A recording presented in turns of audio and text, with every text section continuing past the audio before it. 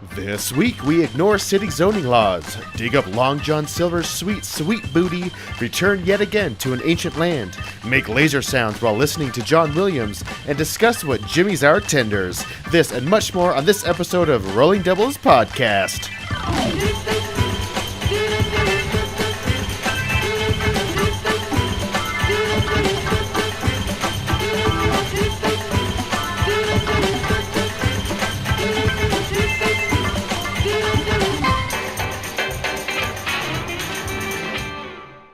Welcome to Rolling Doubles, a podcast about two board game enthusiasts who have never met and roll the dice on friendship.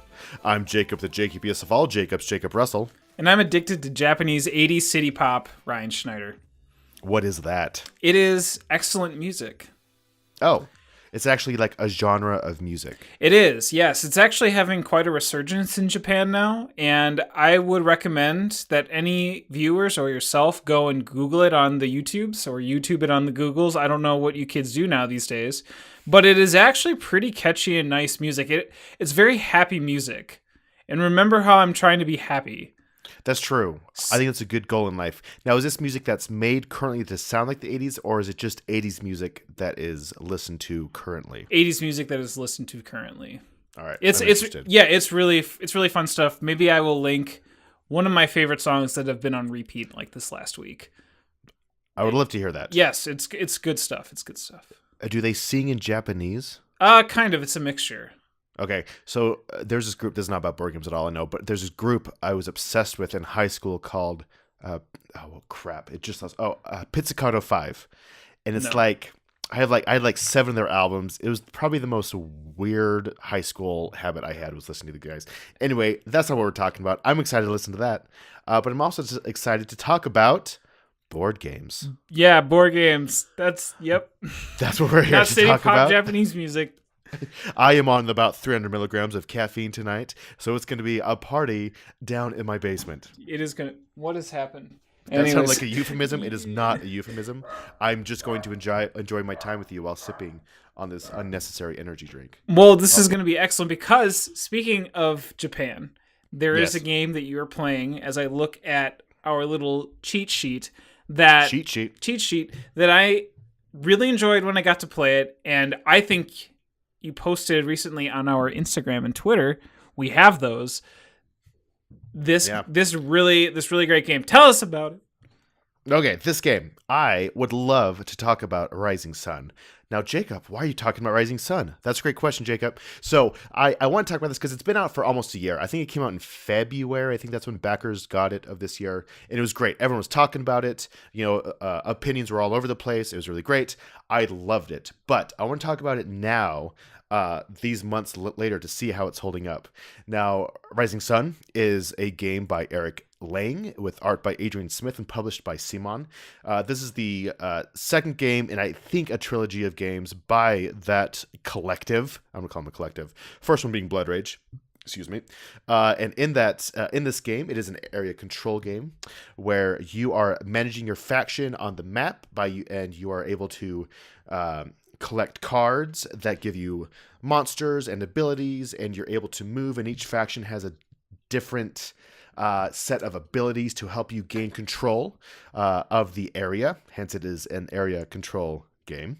And you are also trying to make alliances, and it's also action selection. And the actions available to you are your basic foray of actions for area control games. You've got move, you've got recruit, you've got others that I can't think of, but just think of actions you want to do, and they're available. Harvest, them. all of them. Seppuku. Yes. Well, that's in the battle, and all these actions are going up to a battle phase where you will battle in, depending on how many players, like 5 to 8 areas in the board. And you know which areas are going to be fought over in what order. And at the end of the game, the bulk of your points are going to come from the variety of areas that you have controlled. So if you have like I think it's like 3 to 4 different territories. You get 10 points, 5 to 6, or 4 to... Anyway, that's endgame scoring, is the variety of areas you control. If you want to hear more about this, or if you haven't heard about it recently, go check it out. There's a swath of media covering this because it was a hugely popular game. But I played this game again. I brought it back to the table. I had 6 of us at my most recent game night. And when there's 6, this is kind of my go-to game for 6 players because it is fantastic. And it still is fantastic. This game creates a lot of emotion, and people are invested in this game because what people are doing are going to affect you throughout the entire game. So there really is no downtime. There can be, I guess, if you are disconnected from what's happening, but this game tends to be very engaging still to this point. And people are still loving it as well. This is probably, honestly, in the past 8 or so months since it's come out, I think we've probably played it 4 or 5 times. And I've played it at 3, 4, and 6. I've never played it at 5, but 3, 4, and 6. And I think 6 players is just... It's just a fantastic game at 6. It does hold up still. And it's a game where every time I do play it, I want to play it more. Now, I do understand people's criticism of the game where they advertised it, or they're pushing it as a negotiation game. And to some extent, yeah, it can be a negotiation game, but that's not really the focus of it for me. I think the focus for me is just trying to... vie for a position. I guess there can be a negotiation like, hey, don't attack here, but I'll move my people here type thing. But it's still just a very, very engaging game. When was the last time you've played this game? It was a long time ago. I've only played the game once, unfortunately. And again, I'm the cult of the new, so a lot of the new stuff that does come out usually gets onto the table. So I haven't played it, but again, it's one of those games where absolutely, if people were like, I want to play Rising Sun, I'd be like totally down for it. I have the Kickstarter version, and the Kickstarter version is amazing quality. Which, do you have that version? I'm presuming you do, right? I think a lot of people do. I do. I don't have the expansion, which I regret not backing the expansion, and that's something that I totally want. I did get the sweet neoprene mat, though, which is... At first, I was like, this is completely superfluous, but it's so beautiful, and it's big, and it's thick, and it's threaded on the outside. Like, it's just such good quality. Yeah, it's really weird because I got it and was immediately kind of... It was like blown away in a bad way, where I was like, oh, this is kind of a little bit overboard. But then when you play on it, it makes a lot of sense, and now there's like no reason for me to actually play on the player board. Exactly, especially with like 6 players at the higher player counts. The bigger space, the bigger completely space, worth it. Yeah. That's really cool that you got 6 people to play with you. I don't have 6 friends, so. Hey man, if you try to be more happy, I think you'd have more friends. So I have a question for you about this. Yeah. We played this game at 4. And what happened in our game was that so this game kind of plays over 3 phases, much like Blood Rage. And then on like the 4th phase, you end the game. And at the beginning of each of these different phases, you have to like, essentially, if you want to, you can ally yourself by putting your little part of the yin and yang together. And you become allies for that round, or you can break off, what have you. In our game, we had the same 2 people always be allies every single time, which then caused us to, the other, myself and the other person to be allies, which kind of felt like, like it wasn't supposed to happen. Like you're kind of supposed to mix and match allies, maybe, to a certain extent. How did that for a 6-player game work out for you guys? Honestly, it's about the same, and I think this goes back to people's complaints where it's not really a negotiation game where you're trying to convince people to become allies with you. The benefit of having an ally is that the action that you choose, your ally gets a benefit as well, like a fraction of that action. That's a cool line. A fraction of that action. I'm wow, what an indie CD. Write that note down. Seriously, write it down. But it's the same thing. Like, yeah, sure, we'll be allies, and maybe we just aren't good at the game. There is one person who may go twice in a round, so they may have more power to be like, hey, ally with me, because I'm going to go twice this round, and we can have those benefits. But I don't know, like, that really doesn't bother me. I think it's all about expectations too. I wasn't expecting a heavy negotiation game. I wasn't really expecting that. I was expecting beautiful miniatures. I loved Blood Rage so much. I wanted something similar to that, but not exactly like that. And so that's the expectation I had going in, and that's, I think my expectations were met. I'm just glad I brought it back out. This has been part of my effort of playing my collection and going back to these games that I put in a pretty penny. Right, this wasn't a cheap game, no, but completely worth it. And it just feels good to kind of play through my collection, which has been something I've wanted to do for a while, to suppress that cult of the new, which still fights every single day. Every day. Every day. But yeah. So, okay, going back again to kind of the same alliances that come up and again.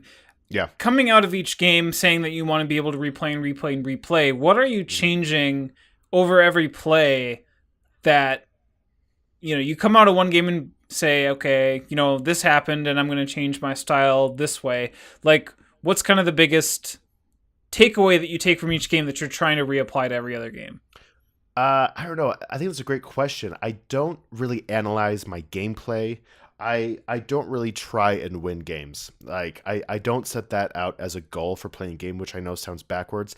I did come in a close second. If I would have won one more territory, I would have won. So I do try and win, but that's not really my goal. Yeah. And so I don't really analyze things like that. I think what brings a lot of replayability for me in this game, though, are the different factions. I mean, I have 6 different factions without the expansion box. And I just kind of play a different faction each time. And really, if I play this game 6 times with that many people, I feel like I've totally got my money's worth, and it's one that can come out. It's easy to teach. It's easy to get back into. I did not have to reread the rules, and it's probably been 4 months since I've played. They did a great job with the back of the rule book to kind of go over a few things. I think we had to check a few nitpicky rules, but it didn't like disturb the flow of the game. Sure. So I think that's where the replayability goes.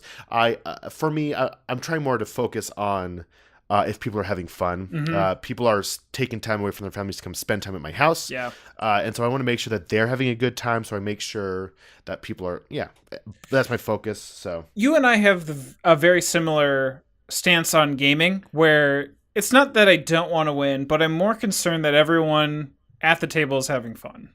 Yeah, exactly. We had a discussion in our earlier episode, whether it was did we discuss Rising Sun at all? We did in our very first inaugural test episode. Oh, was it really? I feel like it. Yeah.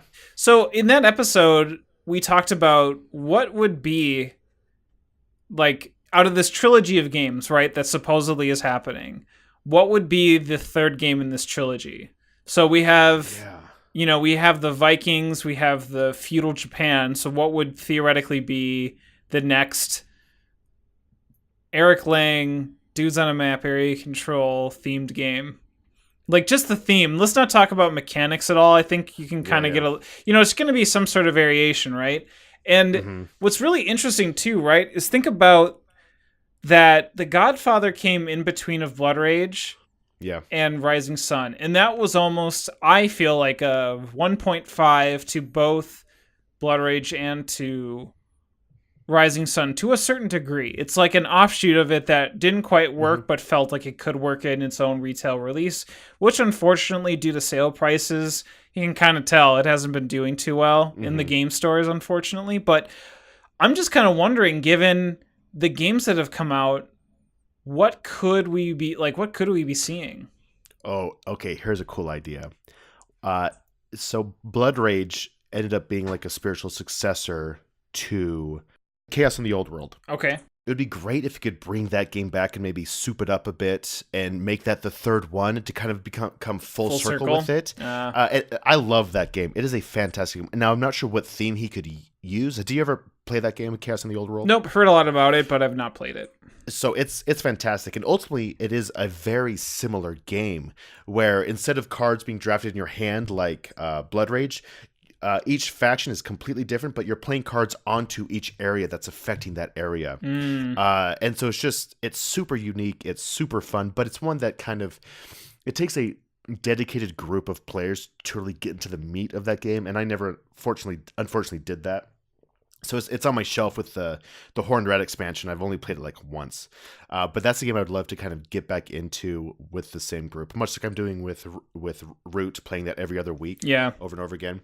And so I think if you could find a good theme and bring those elements back into it, I think that would be sweet. I think that would be super. So like a remake of Chaos in the Old World, but maybe themed in their own way outside of Blood Rage. I mean, could you consider Blood Rage being that? I think he could do the card placement onto the area thing again. Okay. I think he could revisit that, and I think it would be fantastic. I have a feeling it's going to be in space. Like that's just my gosh. Like I just have this whole like space thing that they've been doing. Project Elite coming out. I mean, I feel like that's been kind of a strong theme. I think Western is actually getting to be very in right now, which was I think appreciated. I could see it being like some sort of like space Chaos in the Old World, Warhammer, that whole take on it, because I doubt it. What was the CMON? Oh, it was Night of the Living Dead. That was the CMON IP that they most recently recently got. Yeah. Where they're now, getting Zombicide to be in Night of the Living Dead, which I'd be interested in checking out, but cool. Yeah, so I don't know. That's kind of my take on it. Something in space, and that makes sense. I mean, they did Starcadia Quest. They did Zombicide in Space, which was Invader, right? Yeah. So it would make sense. I think they could do a really great job. Sure, or something in the future too, because maybe that was too much spacey things. Who knows though, right? I don't know. It's CMON. Usually anything kind of backs within a half an hour for them now these days. Not as fast as Rising Sun. Rising Sun broke Kickstarter. I don't think we've had a Kickstarter do that recently. That's true.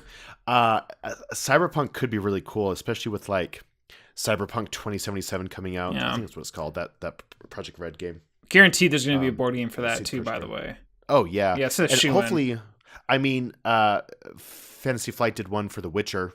Yeah. And I mean, it wasn't great, but it would be cool if they could take that IP and make something fun out of it. Anyway, overall, I'm super happy with playing Rising Sun again. It's a game that I definitely want to keep in my collection, just keep bringing out every few months or so. The group I play with enjoys it. It's a long game. I mean, it takes us 3 hours to play a 6-player game, but it is 3 hours of ecstatic joy. And that's Rising Sun by CMON and Eric Lang and Adrian Smith.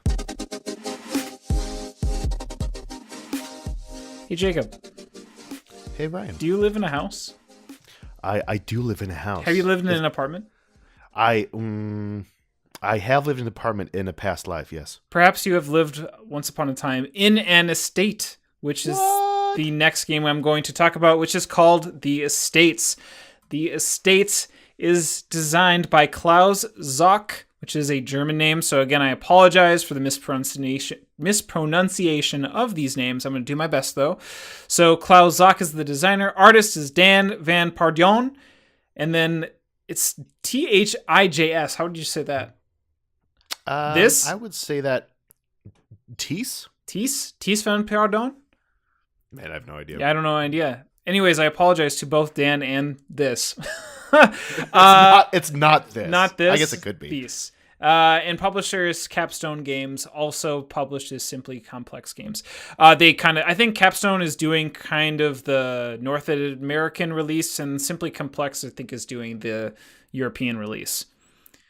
So, The Estates. This was a Capstone Kickstarter done earlier this year. It's now being delivered to backers right now. It was an Essen showcase game. A lot of hype behind this game, and rightfully so.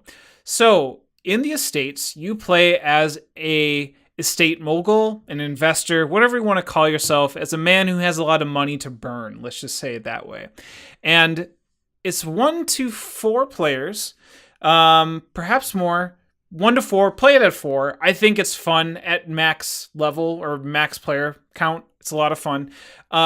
You put out this game board, which has kind of split into two.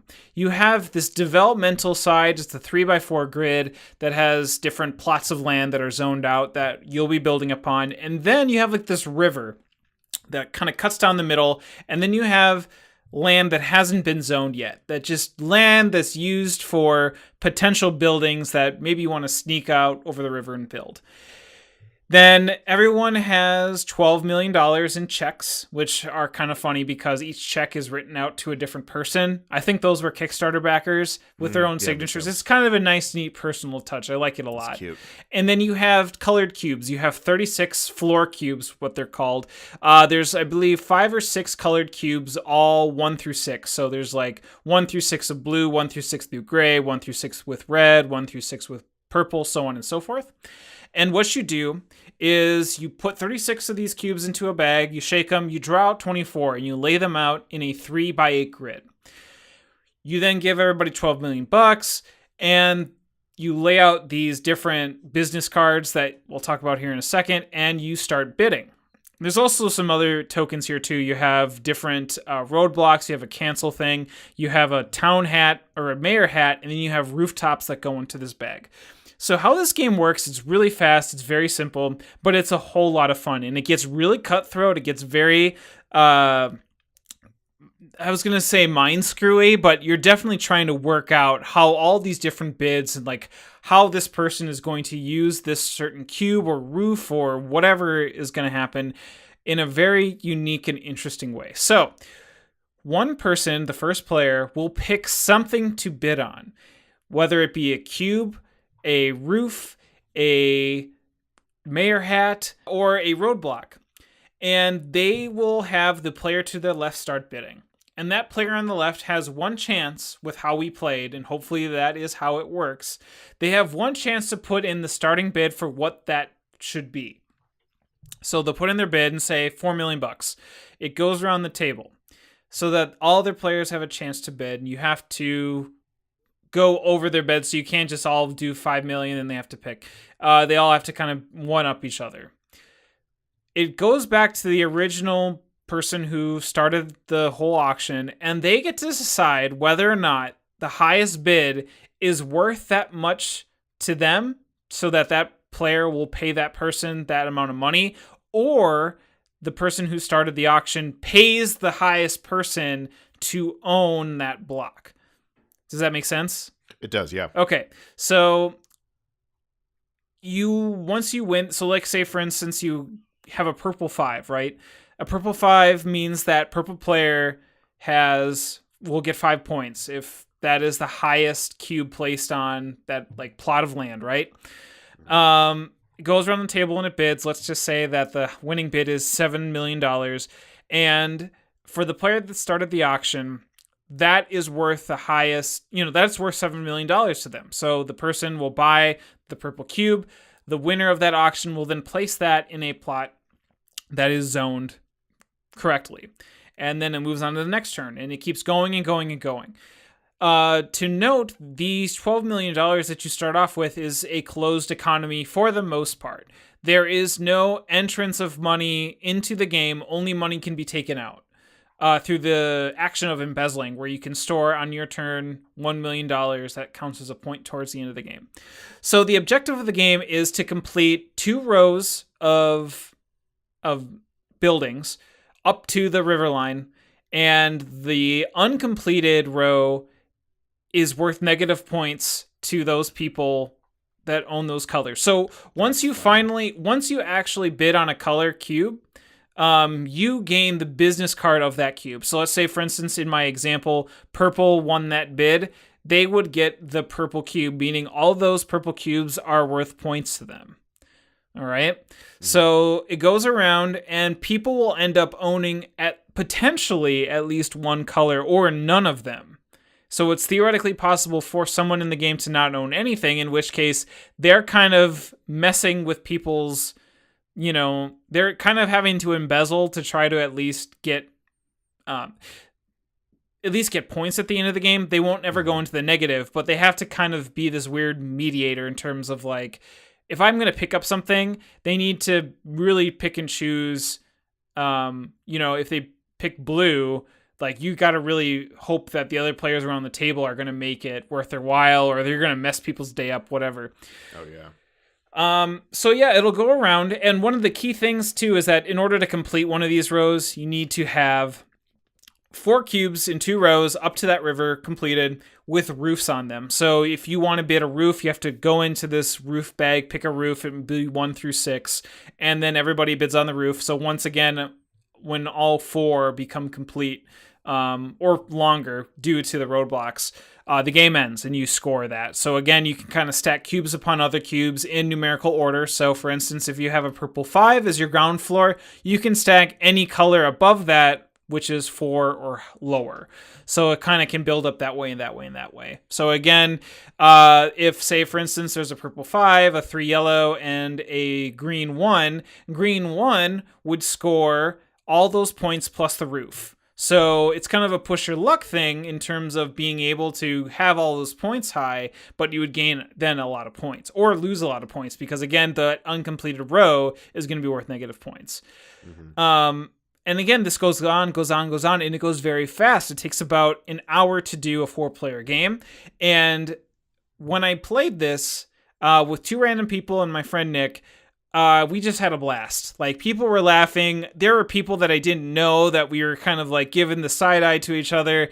And, you know, we were just making uproarious comments about just how, oh, you outbid me and you put this here to screw me over, and just like all of this shenanigery. Like, it was such a wonderful bidding game to play. It sounds amazing. Like, it sounds like the perfect amount of interaction between everyone. And with it playing that quick, and it looks beautiful. I was looking at pictures on a Board Game Geek as you were talking about it, and it just looks like it has awesome table presence. It's not super big, right? It's like it's like no, it's not big at all. Size? No, it's like a smaller size. Yeah, it's not a big game at all. It says it's gonna MSRP for $50. Would you pay $50 for it? Yeah. Yeah. Oh okay. yeah, it's very nice. And then, are there plans to go to retail? Do you know? I think Have so. You heard anything? Okay. I think so. It definitely does not have a U.S. retailer out right now, but I'm presuming, like I said, Capstone is, I believe, the U.S. distributor. Okay, cool. I definitely know that Kickstarter people have been receiving their copies, and that it was available in Essen. So again, I think that's why, like Simply Complex does Euro, and Capstone is going to do United States. Very quickly, to go back again, there was some couple other pieces I wanted to make mention. You have these roadblocks that can extend that row. So like, for instance, in this 3x4 grid, again, to complete a row, you have to get 4 in a row with roofs on them. You can expand that by adding a roadblock past the river, so that row would be incomplete. You have to reach up to that roadblock in order to complete that row. So if you're kind of noticing that a row is starting to become complete, someone could pick a roadblock and be able to extend that 1, 2, or 3 spaces, which can definitely lead to some very frustrated people knowing that they might have. You can also have a cancel token, and that cancel token will actually get rid of it too. Oh, okay. And and the last thing is the mayor's cap. The mayor's cap can actually be placed on one of those 3 kind of rows to double the points, whether it be negative or whether it be positive, depending on whether it's completed, making for some hilarious end consequences with scoring. Oh my gosh. We had someone go negative 18 in one of our games. And so it's just, the Estates is just a really wonderful bidding game. I think it does a lot of things right, and I had a lot of fun with this one. If you see it, I totally recommend you at least get on a game or pick it up if you have other people that like that type of bidding game. Super easy to get it. Yeah, I can't say enough good things about this game. Yeah, it sounds great. Do you think a 2-player game would work well? See, that's what I've been thinking, and a friend of mine is convinced that it would be good at 2 players. Yeah. I'm not entirely sure if it would, just because how the bidding system works. I think, that you're having to give your opponent, however but it's still like what's kind of random about it is what you're choosing, right? So you don't know what your opponent is choosing. It's not like this random flop of, like, say, High Society, right, where you flip over the card, maybe it's not worth anything to you. There's like this element of being able to say, like, I want this to go next, and it's widely available to all players or the other player in a 2-player game. I still think having more players involved is going to be fun for me, but if you're really into bidding games, I still see this working well as a 2-player bidding game. It looks fantastic. It's like the right amount of pure evil, especially that mayor hat and the roadblock. I think that combination, I think I could see people getting frustrated with that mayor hat where they're working towards their end game so much, and then it just gets kind of screwed over like that, which is just great. I love that. Yeah. I think that's hilarious. It's awesome. So that's The Estates by Capstone Games. Pick it up. Try it out. It's a great game.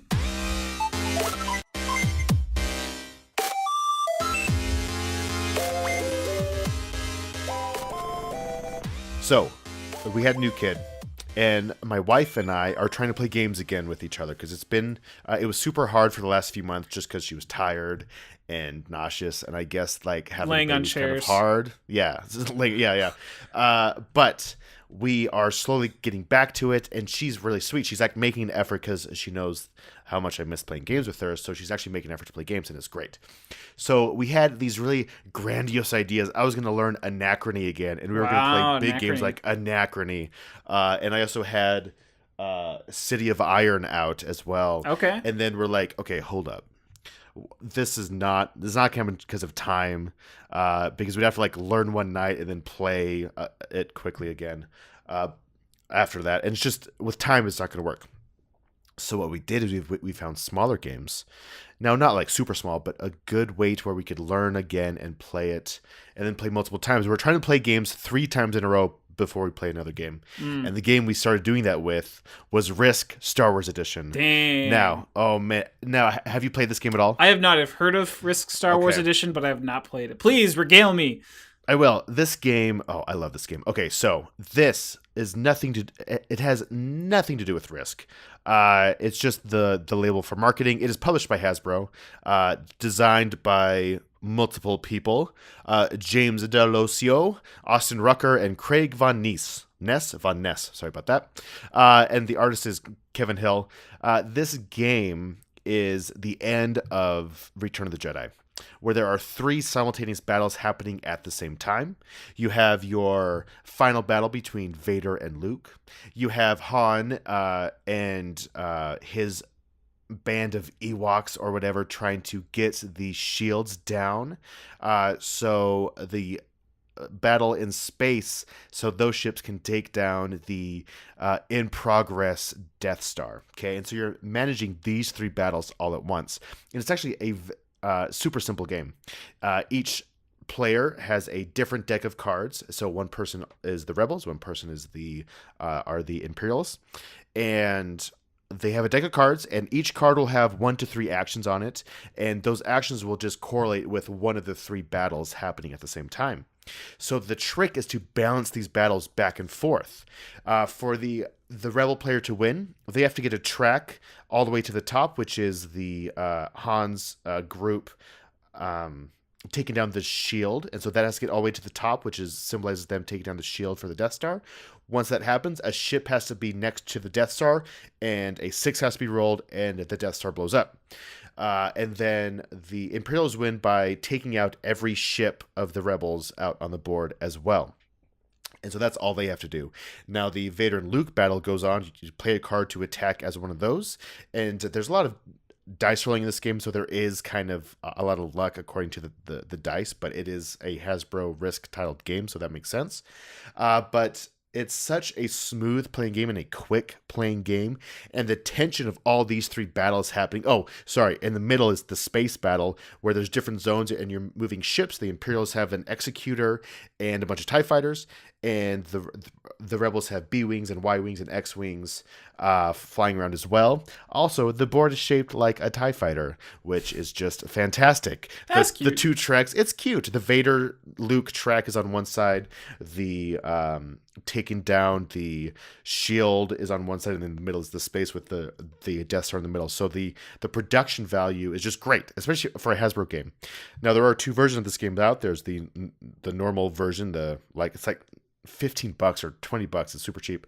And then you have like the Black Series edition, which I think full retail is $30, but it often goes on, it's $50, sorry. But it often goes on sale for $30. And that's just a component jump where you're playing with like an actual Falcon miniature and like a Death Star miniature and other things like that. I actually don't really remember the differences between the two, but I cannot speak highly enough of this game, especially for just a quick 2-player game that gives you a very full experience in 30 minutes or less. I think a game maybe took us 45 minutes once. That, like our first game back, we played it a bunch maybe a year ago. It's it's an older game. But coming back and playing it again, the first game took 45 minutes, and then our next game took like 20 to 30 minutes. But just the tension is so great. And the theme, it just works great. This was a re-implementation of a game called The Queen's Gambit, which I think was a similar theme, but it was episode 1 for Star Wars instead of Return of the Jedi. And so I actually don't know what those 3 battles were that you were balancing, but I think the board was even like 3D or something like that. I don't remember. Yeah. But this game, I cannot recommend highly enough. I think it's pretty easy to find, pretty cheap on Amazon or other where other Hasbro games are sold. I highly recommend it. I was also surprised that this is a game my wife would like, because this is not her style of game at all, right? It's not a Euro. It's not just kind of a thinky game. It's just you're just chucking dice and flying around each other, and it's fun. It's great. Is this something that you think you'd be interested in playing? I try it, that's for sure, but not immediately. No, the game. No, I can't see myself really. I think going out and seeking a copy personally. I don't know why. Yeah. I mean, it definitely sounds a lot more intriguing than if I were to see it on the shelf. I enjoy the Star Wars IP. However, I'm not necessarily in love with it. I could kind of take it or leave it. I enjoy this. The movies that come out like Episode 7 and 8 I liked, and I saw them eventually, and I'm not too hardcore about it, so I'm not going to necessarily go out and seek a Star Wars game per se. However, one thing I do want to make mention of that kind of that hit my brain right away is the fact that if you have these 3 different planes, right, this brought on an idea that I think a lot of people have had, but if you consider what Fantasy Flight has been doing with their Star Wars series, you have Armada, X-Wing, Imperial Assault, Destiny. Yes. Like, wouldn't it be, like, there was this idea that I was telling my friend, like, wouldn't it be weird or cool if, like, you had all 3, like, all those games going on simultaneously? It would be nuts. Oh, it'd be disgustingly nuts. Like, yeah. But that's what it seems like this game has done, is it says, let's take the idea of Armada / X-Wing on a very broad scale, right? Like, it definitely doesn't have any of the mechanics of such. Then you bring it back down to, well, you have at least the Luke Sky, like, what were the levels again? You have the Han Solo shield taking down, and then you have Luke Vader battle, and then just the space battle in the middle. Okay, yeah. So this was definitely more like an X-Wing, definite Armada X-Wing. More of like a Destiny versus, say, like a 1v1 battle than an Imperial Assault. Alas, that it seems to really kind of make that dream come true. Yeah, it's just fun because it's so quick. It's just so meaty. Like, I feel like there's a lot of decisions, even though there is a lot of randomness with dice. It's still trying to manage those 3, and so like. It's fun playing with the same person over and over again, because if one thing doesn't work in one game, just try something else in the other game, and it's pretty well balanced. I think we've won as both factions, and you can try different things. Like in one, I just went whole hog on the space battle, and I just wanted to see if that would work, and I actually got pretty close. I didn't win, but it was still pretty close.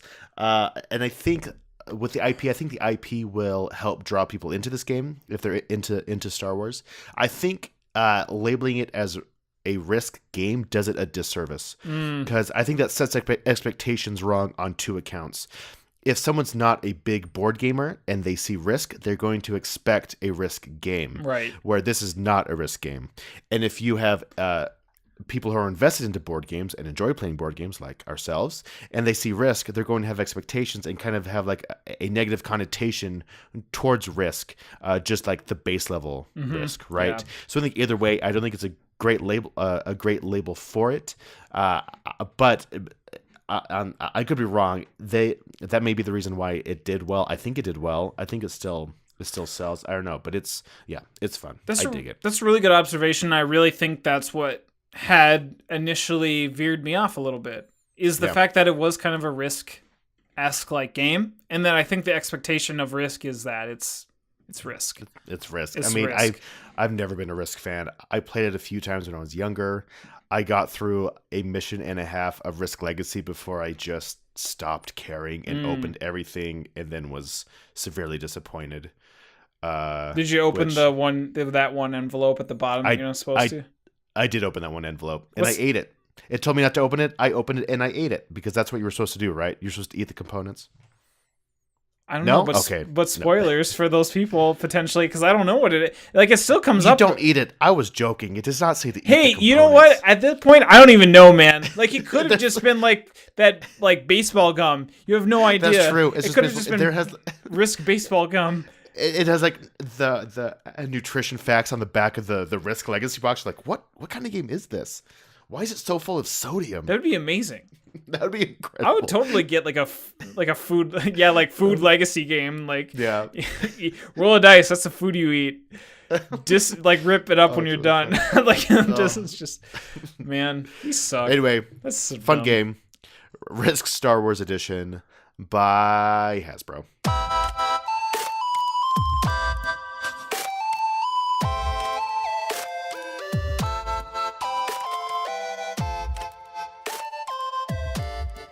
This week, I had the opportunity to play a bunch of games that came from Essen. Leader Games had some people over, and they invited a couple other friends to be able to check out their halls, one of which was this game called Treasure Island, which, for me, kind of came out of nowhere. Have you heard of Treasure Island before? This is what I'm talking about? I have. I think a year ago, some podcast was starting to talk about it, and it was very intriguing, but they said it was going to come out in a year. Sure. And it sounds like that year has passed. That year has passed because Treasure Island is out, at least in Europe. It was, I think, an Essen release, and I do hope this will be coming to America. But let me first talk to you about the little descriptions about it. Treasure Island designer is Mark Pacquien. Yep. Artist is Vincent Dutroux, with the publisher being Matagot. So, Treasure Island is a game that involves pirates searching for treasure. Simple enough.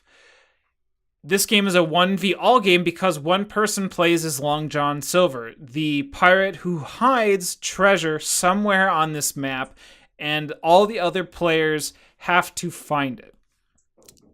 What's really, really neat about this game is that I think it does 1v all differently than a lot of other 1v all games, in that there's a lot more interaction in this game as Long John Silver than I would have expected. So how the game works is that each other pirate hunter is a pirate from, the days of pirating. And they all have a very unique ability, a very small, unique ability. So there is some asymmetry. And then again, one person plays as Long John Silver, who has a miniature version of this map that you place a little tiny X somewhere in this map. And it's small.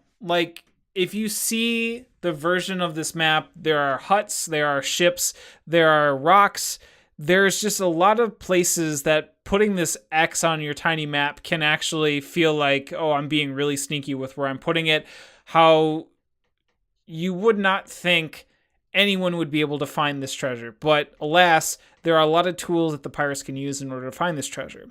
So what happens is this game plays over a series of 19 rounds.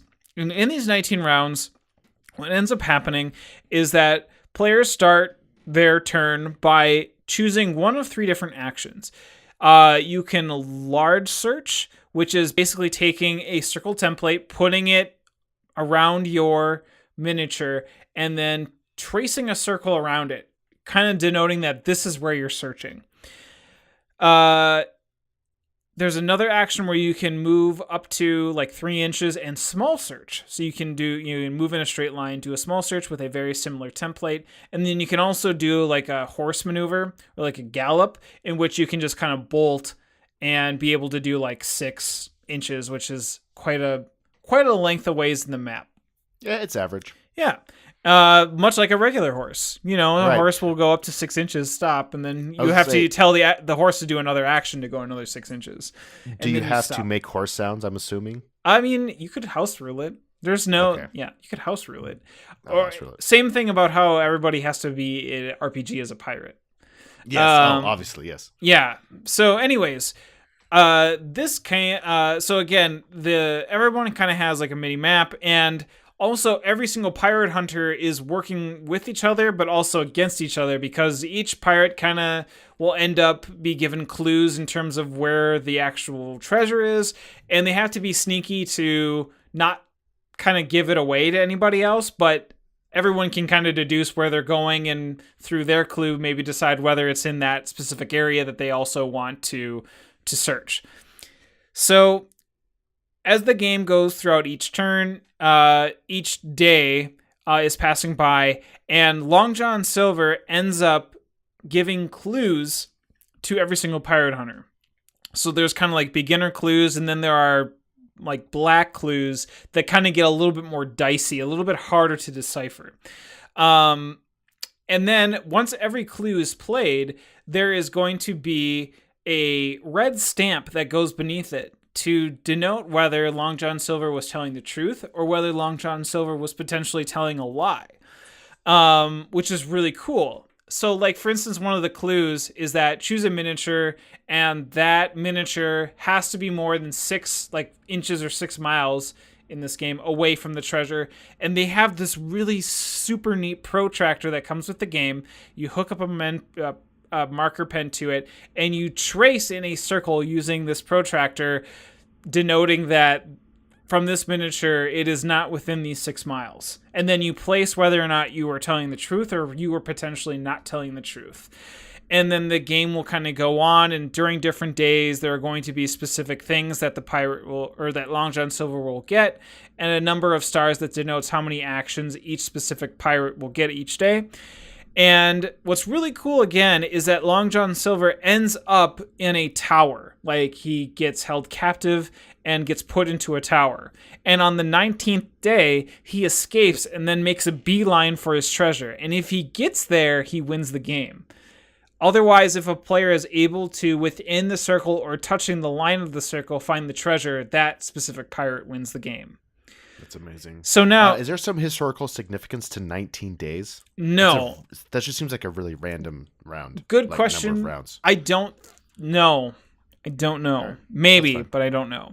So you might be thinking like, okay, so you have like large searches and small searches. Like, if you don't find anything, that seems kind of silly, right?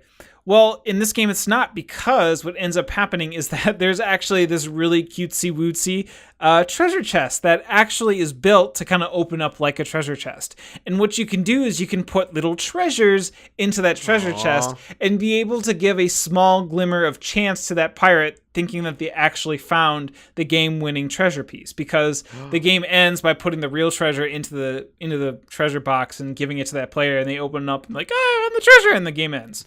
That's cute. And that specific treasure then gives them a specific clue as to where the treasure is from their location that they don't have to share with the other pirate hunters. That sounds genius. Yeah, so like, for instance, like what ends up happening is if you get this treasure, it may say the treasure is to your right. And so that's like something that they know that has to be true by Long John Silver when they play that specific token. There are also special abilities by each treasure hunter, such as you can get compasses, and compasses will kind of direct you in a direction that's one is true and one is false to kind of help you denote where exactly that treasure is. So there's like specific sections. You can also get like province tiles or section tiles that will tell you where the treasure is not. So like at the beginning of the game, like the board is kind of set up with a bunch of lines kind of denoting like, okay, this is a section, this is a section, this is a section, et cetera, et cetera. And when they place their treasure, they have to take out that tile so that there are 11 others in the stack, which is supposed to also help in terms of kind of deducing where exactly, this treasure is. And yeah, there are some like one-time use things. So each specific pirate hunter will also have unique abilities that you cross off that once you do them, you can't do them again. All in all, like, this is like Fury of Dracula as a gateway game, I think. Yeah. Like, that's amazing. That's the comparison I got into this game, is that it's like Fury of Dracula, where Dracula is a piece of treasure, and it's extremely simple for what you need to do. Is that you take a ruler, you just make your move, and so this map ends up becoming like a real life treasure map where everyone kind of has these dotted lines and all these circles, and being able to kind of be like, okay, where is this treasure at, to the point where you do eventually kind of find the pinnacle, or the center of where it is, and then the game ends. I think it's going to be really hard for Long John Silver to win unless you are a really good Long John Silver in terms of throwing people off and some luck. But man, like, I played this twice as Long John Silver and as a pirate, and I must say playing as Long John Silver is the absolute best. It sounds incredible. Oh my gosh, this sounds so good. It's so fun. Like, one of the best things that I really liked is a black clue card that each pirate could ask you any question, and then you can choose one of those people. So all three ask their question to you, and then you can choose one and answer yes or no to it. And what's hilarious about it is that it doesn't even have to be related to the game with how the card is worded. So it's like, that's really great. So it's just like, you should be like, if you really want to know somebody, or if you really want to like be like, hey, do you really like me as a person? And then be like, they don't have to choose you, but that'd be hilarious. So good. And okay, so what's average playtime for this? I would say probably an hour. Yeah. Yeah, okay. Hour. I think maybe even less, I think. Depending on if you, to start teaching it and stuff, and there's a little bit of setup stuff. Your first game will probably take an hour and a half, because never ever listen or look at the count on a box and think it's real. Yeah. It's just silly.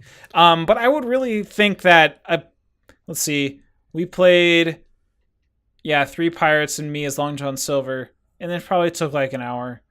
Yeah. Okay. Yeah, and it went a little bit quicker the next time. I think this game is coming over to the States, right? It should. I think it'll be big enough. Yeah, I think it's a lot of fun. Some, like, the weird, like, the markers aren't that great of quality. Mm-hmm. And for people that are colorblind, it might be a problem. So that's funny you say that, because I actually bought dry erase markers specifically for a few board games. Sure. Such as what's the submarine one? Yeah, Captain Sonar. Yeah. And not great markers, and so I bought some for that. Yep. And then Escape from the Aliens in Outer Space. Oh, sure. Terrible markers. Yeah. But these markers help with that as well. So if I can just use them for this too, then that's great. So they have to be small enough to fit on the protractor. Oh, that's a good point. Yeah, so you might have to get some very specific markers. Yeah. But if you're just drawing straight lines, or if you're just using it to circle things, like, you'll be fine. Okay. But for the protractor, it might be somewhat of an issue. Yeah, that's true. You have to kind of hold it awkwardly in order to, get some help from around the table. But in all, Treasure Island, what a fun, just a neat little game that makes you really feel like you're kind of creating a treasure. You're a treasure hunter creating this treasure map in front of you. Like, I like it. I like it a lot. Check it out. That's cool. Treasure Island by Matagot Games.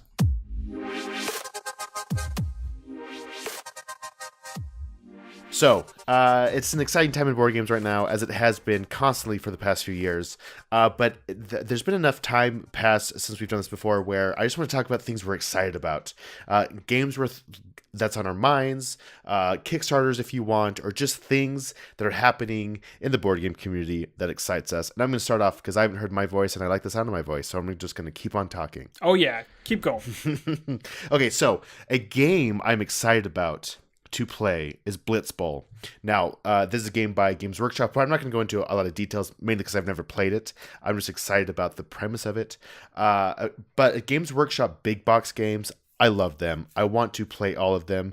They're just so stupid expensive. Yeah. Like, they're like over $100, but I mean, you totally get what you pay for in quality. I definitely don't doubt that.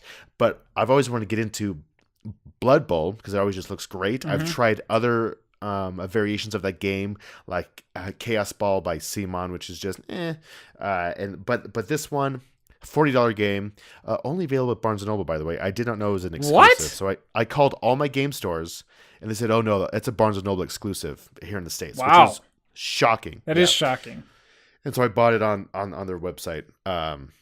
Free shipping, though, so that's fine. Okay. But it's essentially just a smaller version of Blood Bowl, a simplified version that takes 30 to 45 minutes, in theory. Once again, I haven't played this. Where I think a game of Blood Bowl can take over an hour, and it's a lot more convoluted and complex, which is fine, which is great. But I'm excited to play this because I think it would be a great 2-player game. For me and my wife to play. Once again, it's something a bit different that we don't have currently. And I really want to get into a Games Workshop game. Sure. I have Space Hulk, okay? And I love Space Hulk. I still just haven't put the time in to really play that game. Now, I don't paint miniatures. That's not a thing that I do. If I had time, great. But I'd rather spend more time just playing games or something and money on games. But Space Hulk is fun. I still want to play that more. That's probably a game that I'd want to play over and over again consecutively. And also, I'm really interested in the push fit models for Games Workshop, which they have for Blitzball. Now, have you played Blitzball or Blood Bowl? No, I haven't. I've heard of it. I played a lot of 40K back in the day, but obviously that has been through so many different revisions that it's not the game that it probably was when I played it. Again, really cool theme. Never think I'll ever get into it, though. But if the opportunity arises, I'll definitely want to give it a shot. Yeah, I think it's worth the risk for $30-$40, right? I think it's and it's short enough. I think it's streamlined enough. I think it's Blood Bowl for kind of where we're at as a hobby to kind of get into. I know they are expanding with different teams, and I think it'll just be kind of like a fun taster. It's not the full experience, but just a great streamlined, quick play. And so anyway, I'm excited about Blitzball, and I'll come back and talk about it after I actually play to see how we feel about it deep inside, like how I feel about it as a human being. That is I'll come deep. back and talk about that. That's the type of reporting that we want to be able to do. That's right. Very quick question. 2 very quick questions. I'll allow one. Okay, I'll allow both. Okay. Because I was like, I really had to make a very quick decision. That's funny. Yes or what version or what printing of Space Hulk do you have? The most recent. Okay, that's the one with the really nice thick tiles, right? Super thick and like high gloss in parts of them. Just they're amazing. Yeah, I put the models together. Okay. I broke one of them. Like I've had the whole experience. Okay, excellent. Second question: have you heard of Guild Ball? I have, and I've actually wanted to check that one out as well because it looks fantastic. Yeah, I received the kickoff version in a trade, and I have it all punched out and ready to go. And I think Steamforge did a great job with the production, and I really hope to try it. Okay, so play that, and I'll play Blitzball, and we'll compare and contrast. Done. Done. What are you excited about? I'm excited for Betrayal Legacy. I am too. I saw this on the shelf. I didn't realize it was out. I've heard nothing about it. Yes. And I'm excited to hear what you have to say about it. Yeah, Betrayal Legacy is a Rob Daviau legacy game that, from the old game, which I'm just going to call Betrayal because I always mess up what the whole name of the game is, like Betrayal at House on the Haunted Hill or whatever the heck it's called. Everyone just knows it as Betrayal, which is why it's called Betrayal Legacy. But it's a game in which you play a certain character and you explore tile by tile a mansion that is screwed up. And it's very simplistic. You just advance onto a tile, collect an item, an omen, or something until someone goes insane. And then that person who goes insane has a different set of objectives than all the rest of the other players, which has been decisive in the community. A lot of people love it, but also a lot of people frown upon it because it does take away from the stride that comes to a grinding halt when you have to relearn essentially a whole new set of conditions and rules to complete the game. I personally don't have a problem with it. I think it was one of those games earlier back when I started playing that it was like, games can do this, like holy shit, like this is amazing.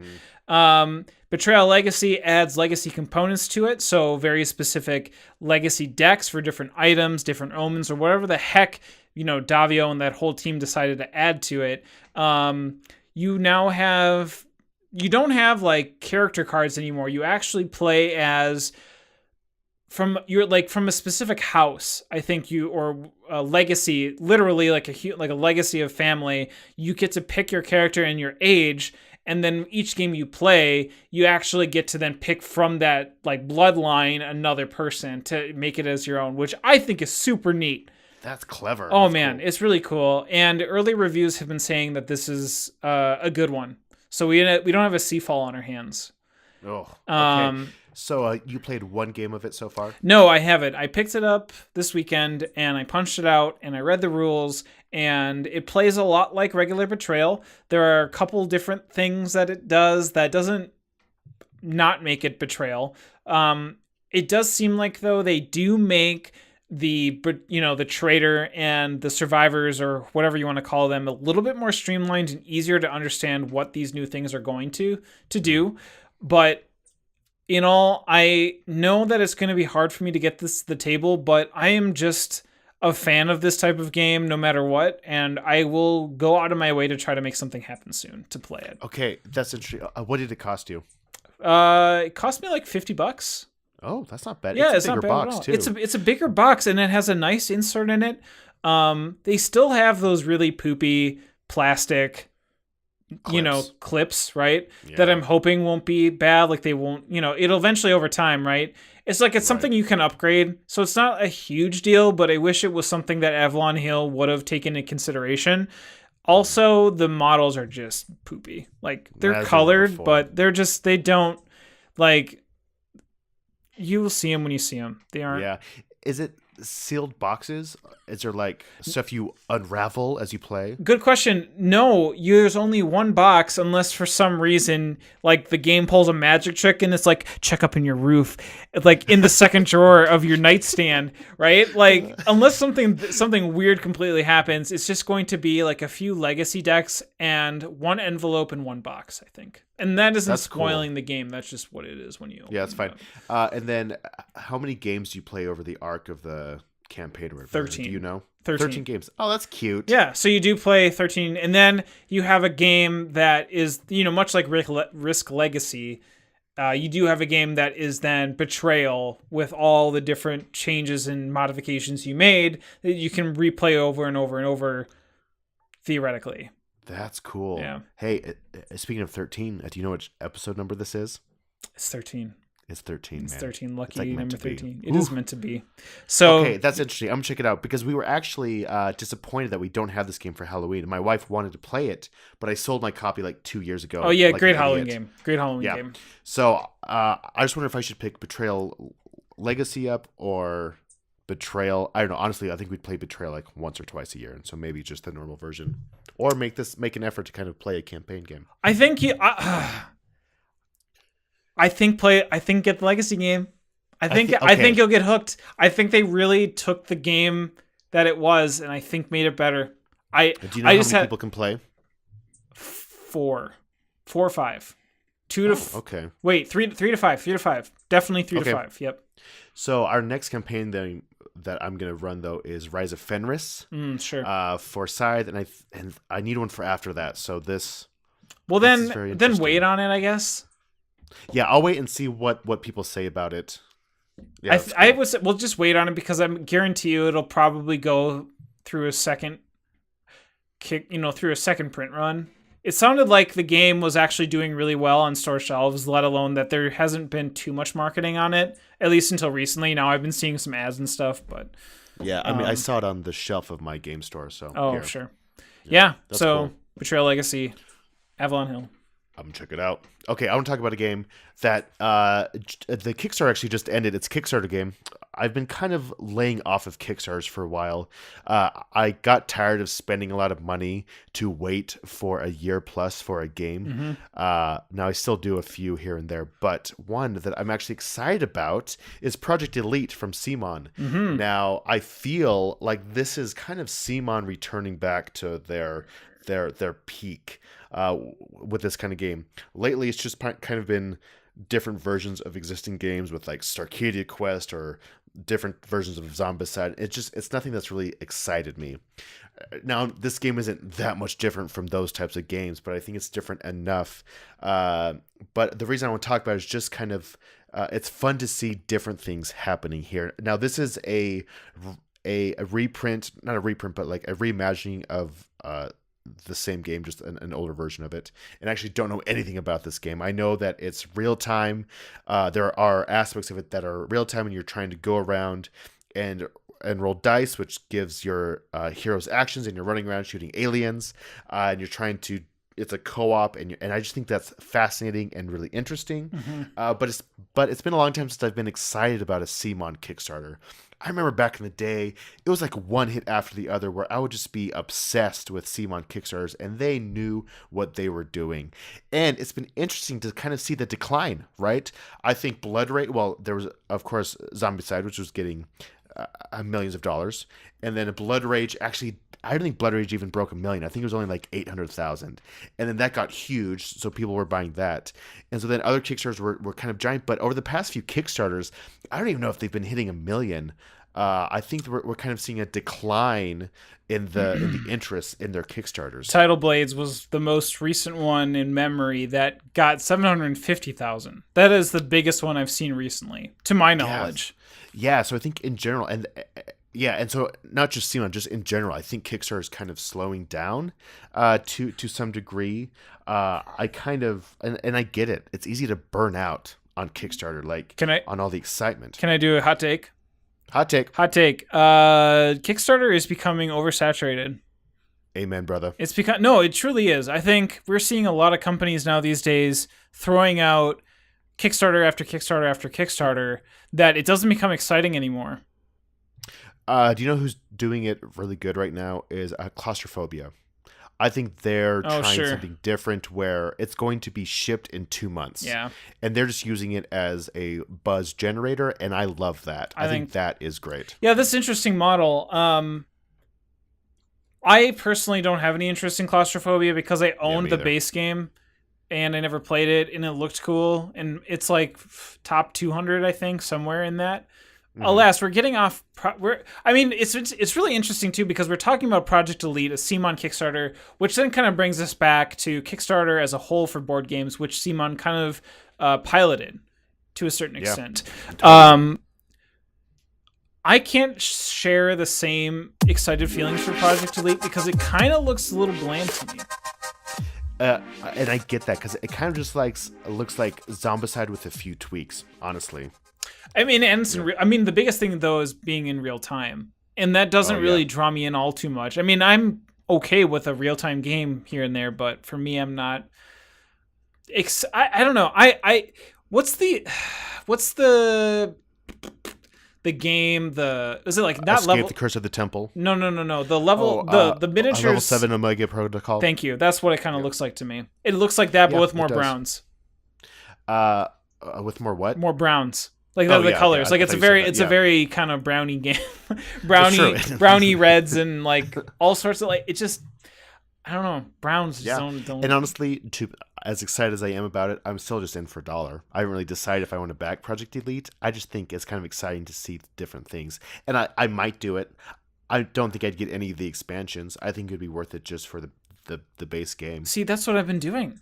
I've been backing the majority of my games at $1 because it gives me that rush of being like, yeah, I got in, but I just pay $1 just to see like what unlocks and read the messages and stuff like that. Because what I used to do is I used to do the full amount of what I wanted, and then I just take it down, and then then that counts negative to their kick track, and then I'm just going to bid $1, and I'm just going to see how the campaign plays out, which is what happened with Cloudspire. Yeah. Oh, same here. And same thing for like Pipeline for me. Looks super interesting, but I'll probably just wait for retail. Yeah, you're right. Because, I also backed Pipeline at $1. The new Deluxeified Luna. Yes, I did that. Or that looks really nice because That's tempting. Yeah, all TMG stuff is just amazing. Like their production values are insane. I know. It's hard. I know. It's really hard. It's hard. I think this is why it's hard for me. It's hard to be forced to spend this. Not forced is not the right word, of course, but like if you want everything, you have to spend your money within this time frame. And I think that kind of is not a great way to approach this hobby, to be pigeonholed into spending this amount of money if you want to get everything, rather than waiting till it comes out and seeing how it's received and then making an educated guess that way. Mm-hmm. It's kind of forcing your hand to make an uneducated guess, which I just kind of got sick of, right? I mean, I've never felt like I backed a complete flop. I've really enjoyed games that I have backed in the past, and I think I'm fortunate in that way. But like if someone's just coming in, like there's this arc of a board gamer where they just become obsessed and they just want to get everything and put all this money into it. And I think that can backfire. Oh, absolutely. Yes. Yeah. I think we've both been through it, and I know people that have also done it as well too. And I know a lot of people are now dialing back. And again, too, it's just, the type of game that needs to come out there just needs to be on another level. Yeah. Like Tidal Blaze, I think, was on another level most recently.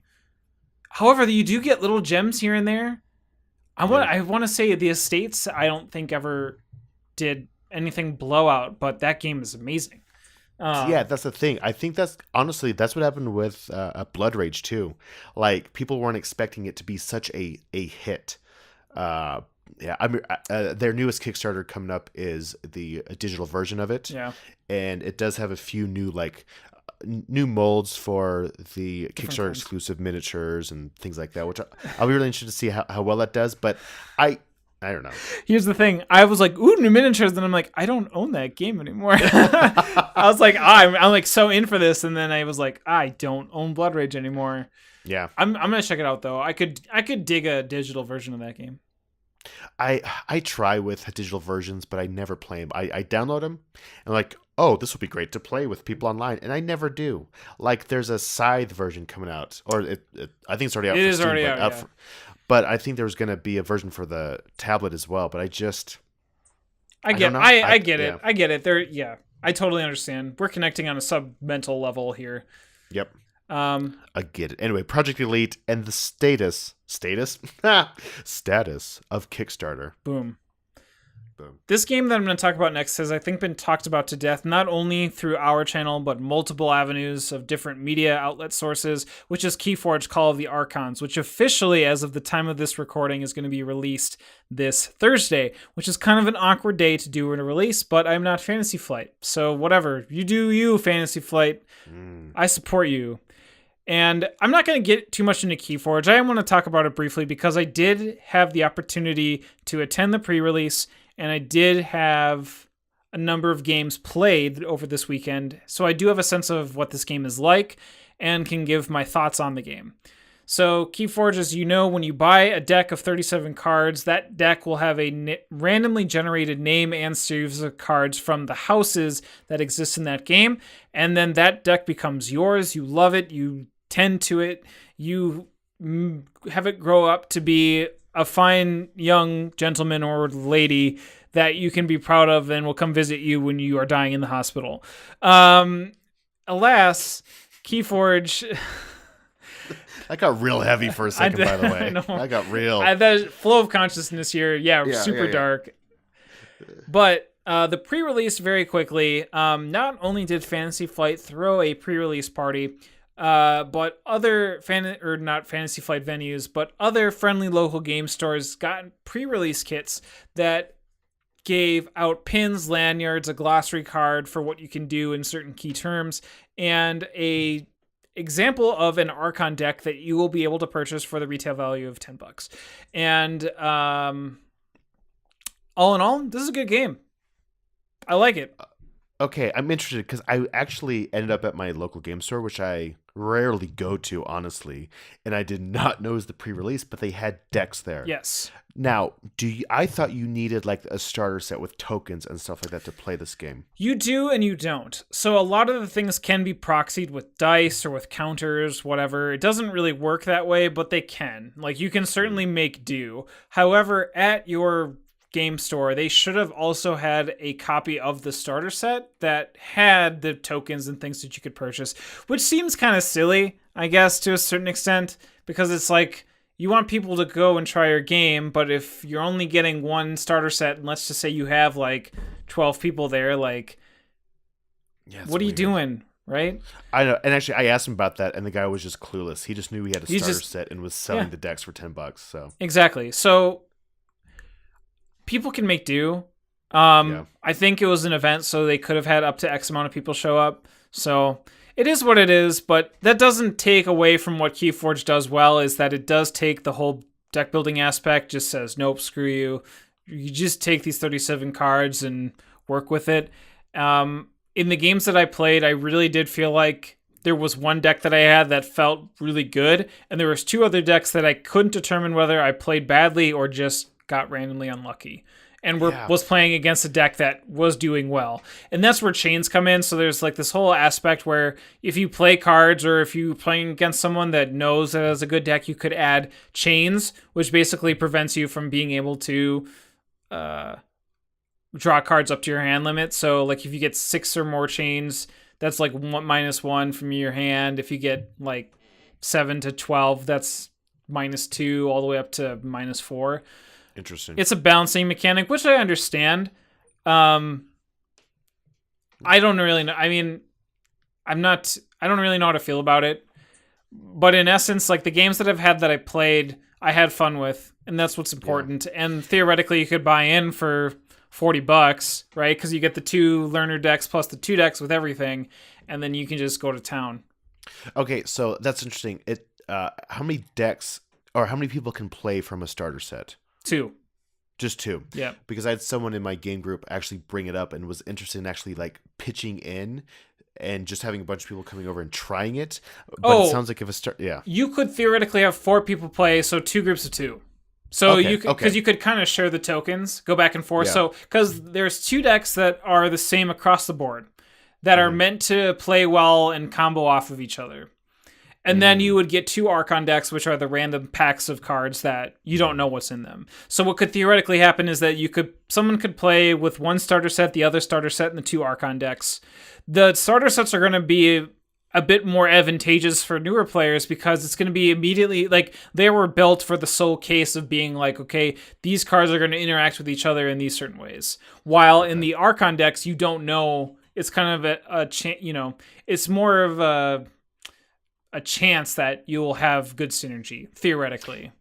Is it pretty easy to learn? Yes. Oh, it's extremely easy. It's like Hearthstone. Like if you could think of an easier way to play Hearthstone, I think that is... Oh, wow, because Hearthstone... Okay, all right. Yeah, it's to the point where I feel like there's just going to be a game where you draw 7 cards and you throw them at each other and you're like, all right, game's over, right? Like that's how I feel like card games have been like revising the rules of simplicity, because now Magic looks like freaking calculus now. Seriously. Yeah, and then you have Hearthstone that really redefined it.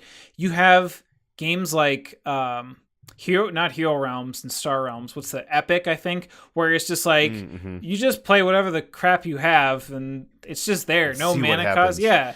And it's okay. It Keyforge, yeah. So I would say $40, get a small group going. Totally down. You're gonna get bored of those decks, those pre-made decks, really fast. I think maybe, but in all, like Keyforge's, I think out of the 2 unique games that came out, that one and Discover, Keyforge is by far the success story out of that one.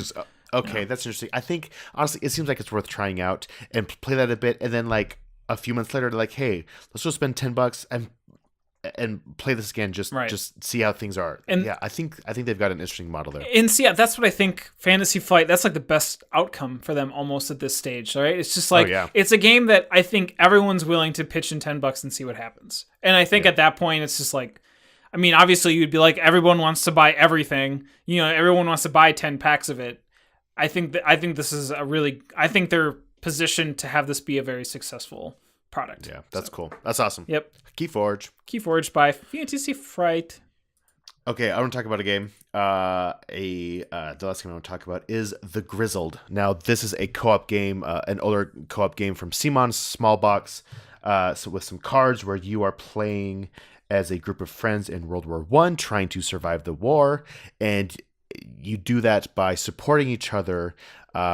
And so it's not like a fighting game. It is trying to keep each other's morale up as you're playing this. It's a very tender game, I think is a good word for it.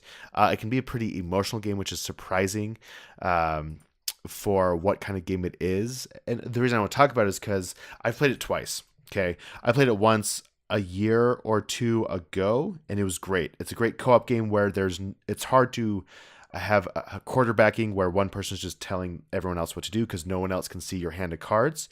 Ultimately, what you're doing is everyone's taking turns playing a card that has a certain type of threat on it, which could be either a like snow, rain, or darkness, or it could be like a bullet, mask, or a whistle, and there's different combinations of these on cards, and if people are playing cards and a third one of these is ever put out, they actually can't play that and they have to withdraw. As you're trying to get through a deck of cards, and there's other rules with this. If you're interested, actually go check it out, or at this point it's actually a super popular game where I'm sure if you're interested in it, you've already checked it out. But each time I've played this, it's been fantastic, and it makes me want to play it more. It's been on my shelf for a long time, and I played a 4-player game of it on Sunday with some friends / family, and / meaning they're both friends and family. Nice. They're one and the same. Yeah. Aww. Huh. And we won barely. Like, we thought we were totally going to die, but we totally won. And it's just one of those games where it's just light and fun and easy to connect with people. There's a new version coming out called the Armistice version. There it is. Yes. The Armistice version that includes miniatures for each of the heroes that you play. This was not included in the first version because it wasn't necessary. The first expansion called At Your Orders, brings in cardboard standees, but these are actually pre-painted miniatures, and it's just basically a re-release of the game with a few new aspects to it that looks super interesting. But it's a game that has been out for a while, but just has been standing the test of time, I think. It's a game that you can play a lot. It's easy to pick up. It's easy to learn and get into and play with friends. Have you played this game at all? Yeah. Yeah, I have, and I think it's insanely hard. So when you say that the game is light, the game isn't light. I think there's a heaviness to it. I think it's light in terms of the rules. Sure, I would say so. It's actually one of the more, I think, kind of confusing games that we had, or one of the hardest games to feel like you're doing something right in. Maybe. Oh, I see what you're saying. But in any case, yeah, this game, for its size, I think offers a lot of gameplay behind it. Wonderfully well illustrated, and although there was a question I was going to ask you, and the question is, do you play the game with the expansion or not? I have not played with the expansion yet. It's in the box. I have it. I just haven't played with it yet. So it's really interesting because the game is extremely hard. I think the base game. I think I've failed that game so many times, and then the At Your Orders came, and I played it with my wife, 2-player, and we won barely, but not without At Your Orders, because I feel like that makes the game a lot not playable, but capable for me of being able to feel like I have a fighting chance. So, just curious for yourself. What do you say? I was just curious in terms of just your use of the expansion, because I found the base was super hard and the expansion helped out. So that's true. I think we won the first time we played too. Maybe we're playing it wrong. It's quite possible because the game is. I feel like the game is insanely hard, and that it really feels like you do have to be in sync and use your coffee and you're at the rally to get behind and win. I don't know. Who knows? I mean, maybe you could also be a better game player than I. That's all possible, but not really. I'm better. That's than you. Totally possible. Anyway, it's a fun game. I think it will stand the test of time. I think this new version will kind of help bring it back into focus a bit. I think it's good. Anyway, The Grizzled by CMON. The last game that I want to be able to talk about is a game that's already out. It came out at the end of October, and it's Neon Gods. So excited to hear about this. Yes, Neon Gods is the follow-up to City of Remnants by Isaac Vega, who we had in our podcast, almost it was the summer. Ago? What? It hasn't been 2 months ago. 3 months ago? Oh, it's been a long time. It's been a long time. Yeah, it's been a long time. Again, this game is crazy just because when I had bought City of Remnants, seeing Isaac's name on it, they literally announced Neon Gods the next day. And so then we were also able to have him on. So it's just this flurry of everything kind of happening when it was supposed to, when all of this kind of came about. And Neon Gods, I think, does justice in making the improvements to Neon Gods makes City of Remnants the game. I think it was not meant to be, but I think it definitely takes City of Remnants and shores up a lot of things that kind of made it drag on a little bit, in my opinion, and makes it a really cool game. I think it's safe to say that one of the compelling reasons to at least take a look at this game off the shelf is the fact that it has a wonderful cover. And it's beautiful. The fact that you're playing in a version of time that is 2009 and like victory points are blurb and every character is unique and having a name and their own certain stats. And I think just really nails the aesthetic and the theme, and I want to say the joy, but like City of Remnants was a game that really was kind of bland, and we talked about browns, right? Browns, reds, just like the illustration on the game again, it had like, it was not good. Like, sorry everybody there, but like the illustration definitely was not something to kind of really look at and, I don't know, not feel good about, but it's just, it wasn't a good illustration. I'm trying to like beat around the bush. No, the illustration was terrible. I didn't like it at all. But the gameplay behind it, I think, had every single mechanic work well enough in order to be like, wow, there's really something cool here. Neon Gods is basically like, hey, remember City of Remnants and how stupid that whole theme was? Bam, let's make something really awesome and cool, and let's then take what made City of Remnants good. Let's just like, cut the fat. Let's be able to trim this up, and let's really make this kind of a leaner, leak, muscly. What other kind of things can I make? Just it's a fun game. I played it at 2 and 4. I really want to play this game more at the 3-player count. Play it again at 4. I found people turtling a little bit in a 4-player game. Everybody was kind of in their corner with like a little bit of like, I'm going to come over here, I'm going to come over there.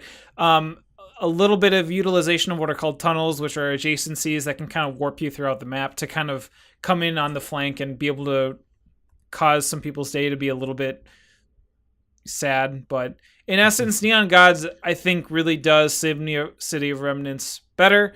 And I really hope people check this out. I think it's going to be a really underrated game. Unfortunately, Shut Up and Sit Down didn't like it as much, which I'm kind of sad about because they really like City of Remnants, and for some reason this didn't hit them in the right places, which is fine. Everybody can kind of feel the way that they feel. I think Neon Gods though I think does something well that I really like, and it's a game that I've been excited about. Whole separately away from having him on and knowing him personally, there's just something about this game, from the aesthetic to the gameplay, that I enjoy a lot and want to get on the table more.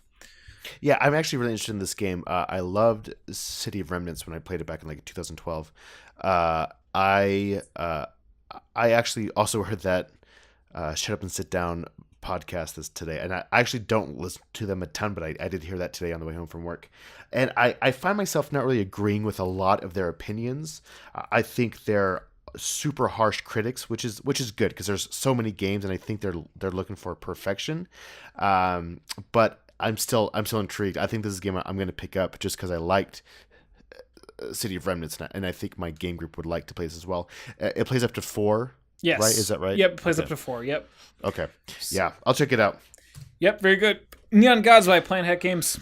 Neon Gods. Well, this has been great. We have hit our hour and a half, which is funny. It just kind of naturally gets to that time, and we're done. It's like it just fits. It just fits. It fits really well. I have a couple of announcements too. Go on. Announcement 1: next podcast recording, we will have a special guest. Her name is Kay King. She is the board game guru at my local Fligus called Level Up Games here in Minnesota. She is a wonderful person. She goes to many conventions. If you've met Kay, you know Kay. Like, she definitely stands out. She's awesome, and we are very happy to have her on the show. We're going to talk about what it's like to be able to work at a Fligus.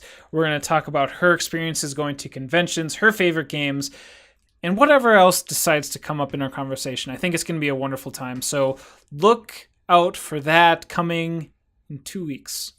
2 weeks. 2 weeks. Also, at the time of this recording, it'll be almost PAX U, PAX Unplugged. That sounds fun. I've never been. You never been? Sounds great. And you're going to be there. And I'm going to be there. So there is a shirt that's currently being made. And I'm going to have a shirt. And you're going to see me in a red shirt, theoretically wandering the floors, probably being lost and or excited because I'm here with a lot of awesome people. So if you do see me, be sure to stare at me awkwardly. And I will know that you are a listener of our podcast. Or you could come up and say hello, which, whatever. We'll see what happens. I don't know. Okay. But I'm going to be there. I'm going to have a great time. I'll be honest, if someone walks up to you and says they're a listener, I'm going to be beyond thrilled because I just don't know. I don't look at stats for our show, and I don't really ask about it because I'm kind of afraid. But so this is just fun. So if someone comes up, I will cry. You will cry? I will cry just because I'm an emotional person. That's good. That's very open of you to be able to say that.